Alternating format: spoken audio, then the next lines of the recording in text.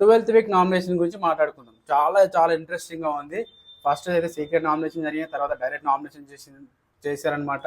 First మనం భరణి గారిది, దివ్యది మాట్లాడుకుంటే, దివ్య అయితే కొంచెం డామినేటింగ్‌గా ఉంటది. వాయిస్ కూడా కొంచెం అట్లాగే ఉంటది. సో, భరణి గారి మీద డామినేట్ చేసి మాట్లాడుతున్నారు.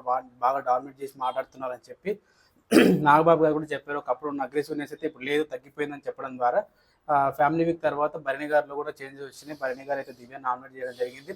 అయితే దివ్య పాయింట్స్ అయితే కరెక్ట్‌గా పడుతది. కానీ తన వాయిస్ అలా ఉంటదనమాట. సో, భరణి గారు ముందు నుంచి బాండింగ్ పెట్టుకోకుండా తన గేమ్ తను ఆడితే బాగుండేది. సో, బాండింగ్ పెట్టుకోవడం ద్వారా చాలా ఇదైపోయారు. భరణి గారు వచ్చేసి తన దివ్యాన్ని నామినేట్ చేశారు. తర్వాత నెక్స్ట్ వచ్చేసి సుమన్ శెట్టి అన్న తనుజని నామినేట్ చేశారు. తనుజని నామినేట్ ఎందుకు చేశారంటే అక్కడ క్యాప్టెన్సీ ఏదైతే ఉందో, క్యాప్టెన్సీ టాస్క్ ఏదైతే ఉందో అందులో ఆ స్టెప్స్ పైన అదే ప్లైవుడ్తో పెట్టాలన్నమాట. పెట్టి స్టెప్ బై స్టెప్ పెట్టుకుంటూ వెళ్ళాలి. ఆ రీతు ఉందని ఆపోజిట్ రీతు ఆడుతుంది. యాక్చువల్ రీతుతో పోలిస్తే, అంటే రీతుతో పోలిస్తే సుమన్ శెట్టి అనేది చాలా బాగా ఆడాడు. లాస్ట్ వరకు కూడా బాగానే ఆడాడు. లాస్ట్ స్టెప్ ఏదైతే ఉందో లాస్ట్ స్టెప్ మీద పెట్టేటప్పుడు మాత్రం కొంచెం అటు ఇటు అయిపోయింది అన్నమాట బ్యాలెన్స్. కొంచెం తిప్పి పెడితే బాగుండేది.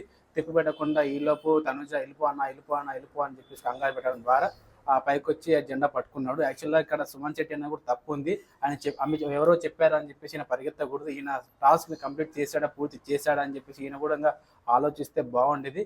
కానీ ఇక్కడ తనుజనే తప్పు అన్నట్టుగా మాట్లాడడం అనేది ఇక్కడ సుమన్ శెట్టి అన్న కూడా రాంగ్ యాక్చువల్గా. బట్ సుమన్ శెట్టి అన్నని తనుజ వచ్చేసి డైరెక్ట్గా నీ మాస్క్ ఎప్పుడు తీసుకోవాలంటగా కొన్ని మాటలు అయితే జారింది. బట్ సుమన్ శెట్టిని అయితే మాటకి మాట కౌంటర్ వేసుకుంటూ చాలా బాగా మాట్లాడారు. తర్వాత డెమాన్ పవన్ వచ్చేసి ఇమాన్యుయల్ అన్న నామినేట్ చేశాడు. యాక్చువల్గా ఎక్కువ కనెక్ట్గా ఎవరైతే ఉంటారో కనెక్ట్గా డెమాన్ పవన్ కి వాళ్ళని నామినేట్ చేసి బాగా ఎమోషనల్ అవుతూ ఉంటాడు. ఇమాన్యుయల్ నామినేట్ చేసి బాగా ఎమోషనల్ అయ్యి ఏడ్చాడు కూడా. డెమాన్ పవన్ వచ్చేసి 2-3 పాయింట్స్ చెప్పిన తర్వాత 4వ పాయింట్ ఏదైతే చెప్పాడో అందులో ఏంటంటే ఇమాన్యుయల్ ని సపోర్టివ్ గా అంటే డీల్ మాట్లాడుకున్నాడు. సపోర్ట్ చేయాలని చెప్పి రెట్టింగ్తో డీల్ పెట్టుకున్నాడు. ఇందులో కళ్యాణ్ వచ్చి ఏంటంటే కళ్యాణ్ వచ్చి స్టార్టింగ్ నుంచి కూడా బ్లూ టీమ్కి ఆడాడు. బ్లూ టీమ్ కోసం ఆడాడు. ఇక్కడ డెమాన్ పవన్ వచ్చేసి నేను ఫస్ట్ బ్యాట్ వచ్చేసి నేను రీతుకి ఇస్తా, తర్వాత వచ్చేసి నేను ఇమాన్యుయల్ అని చెప్పేసి ఆటగా ఉంటాను అనమాట. సో ఏంటంటే తన గేమ్ తను ఆడితే చాలా బాగుండేది. ఇంకోటి ఏంటంటే నలుగురు డిస్కషన్ చేసేటప్పుడు రీతు అండ్ కళ్యాణ్, డెమాన్ పవన్, సుమన్ అన్న నలుగురు మాట్లాడుకునేటప్పుడు గేమ్ కోసం ఆడదాం, టీం కోసం ఆడదాం, ఇండివిజువల్ వద్దు అని అన్నప్పుడు కళ్యాణ్ యాక్చువల్గా మాట్లాడేటప్పుడు డెమాన్ పవన్ ఏం సమాధానం ఇవ్వలేదు. ఒకవేళ ఇచ్చుంటే కానీ బాగుండేది. కొంచెం రాంగ్ పోర్ట్రేట్ అయింది దాని ద్వారా. సో కళ్యాణ్ చూసుకుంటే కళ్యాణ్ పాయింట్ ఆఫ్ వ్యూలో కళ్యాణ్ పెట్టిన పాయింట్స్ ఏదైనా కరెక్ట్ పాయింటే. బట్ డెమాన్ పవన్ ఎప్పుడు చూసినా కానీ అటో ఇటో కాల్ చేస్తూ చాలా కన్ఫ్యూజన్లో ఉంటాడు.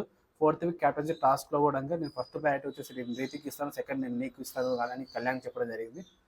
కానీ అందులో కూడా చూసుకుంటే ఫస్ట్ వచ్చేసి కళ్యాణ్నే తీసేయడం జరిగింది క్యాప్టెన్సీ టాస్క్ నుంచి. సో అందువల్ల అది అప్పటి నుంచి క్యారీ ఫార్వర్డ్ అవుతుంది వాళ్ళ ఇద్దరి మధ్యలో ఉన్న